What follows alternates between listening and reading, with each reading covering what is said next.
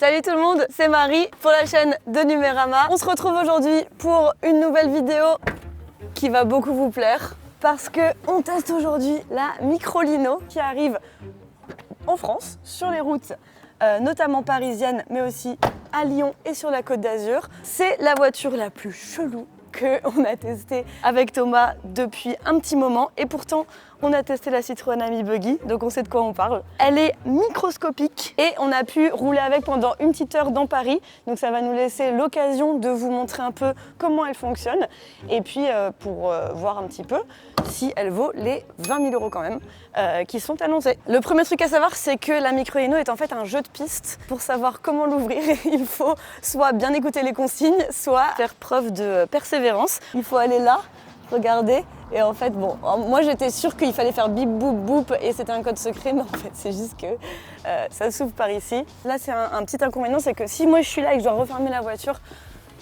c'est très loin. J'imagine qu'on rentre, on ferme le truc et ensuite on s'installe. Donc je ferme comme ceci, c'est coincé, il y a une petite languette. Et donc pour l'ouvrir, il y a un bouton caché sur cette barre de traction qu'on appellera la barre de traction de la Microlino. On appuie et ça s'ouvre tout seul. Ça reste spacieux et d'ailleurs c'est ce que Microlino dit et pour se vanter un petit peu, c'est que c'est vrai que elle est très légère, elle est très petite et franchement là, tout à l'heure on a fait une queue de poisson à une voiture et on s'en est sorti en vie, je pense à cause du gabarit de cette voiture. Mais à l'intérieur, on a quand même un peu de place. Je fais 1m70 ou 1m68 et demi en fonction de si je mens ou si je mens pas. Ici on a un tableau de bord, l'écran tactile il est très réactif. T'as vu, ils nous ont mis une enceinte aussi. Comme sur l'Ami Buggy, il n'y a pas de haut-parleur ni rien, donc il y a une petite enceinte genre JBL. Regardez ça, en vrai, bon je rentre dedans. Que je referme. Je pense. Alors je dirais pas que c'est l'endroit préféré de la voiture. Je me sens bien pour une seconde et ensuite plus trop. Il y a plein de couleurs à la Microlino.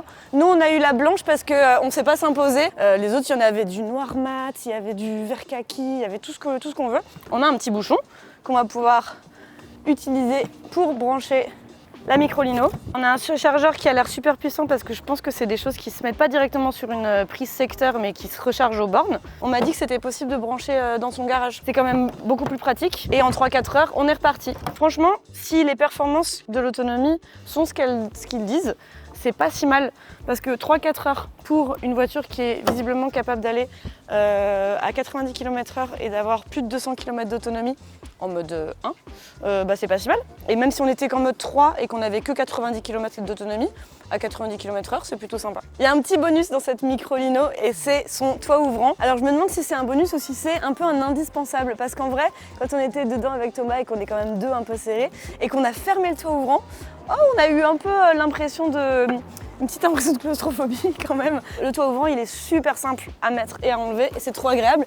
Donc quand je suis dedans je suis vraiment à l'aise. Et là, comme il fait à peu près 43 degrés au soleil, bah, on est en train de crever complètement. Donc si jamais je veux le refermer, j'ai juste à tirer.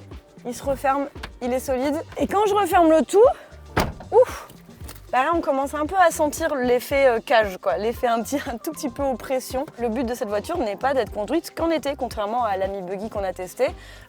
C'est plus comme une Citroën Ami, c'est plus comme vraiment une solution de mobilité qui a vocation à servir toute l'année dans un monde où on n'aura plus besoin d'avoir des grosses voitures et qu'on aura besoin d'avoir plein de petites solutions de mobilité. Parce que la Citroën Ami, on sait qu'elle sert pour les très courts trajets. Ici, ils veulent quand même proposer quelque chose qui servira sur les trajets quotidiens avec une vraie autonomie. Voilà.